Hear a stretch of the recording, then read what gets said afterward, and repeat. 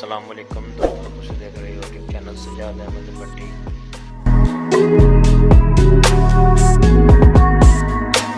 आज की वीडियो मकई का पेड़ है तो मकई की भराई हो रही है, मकई तोल रही है।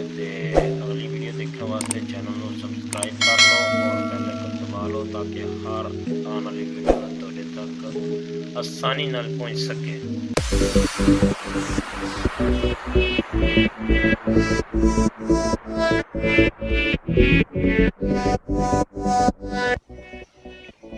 जी छोटा मेरा मीरम है पर पल्ला उदा कर रहा है कि मक्की सारी इकट्ठी कर ली ताकि आसानी नाल सारी भरी जाए।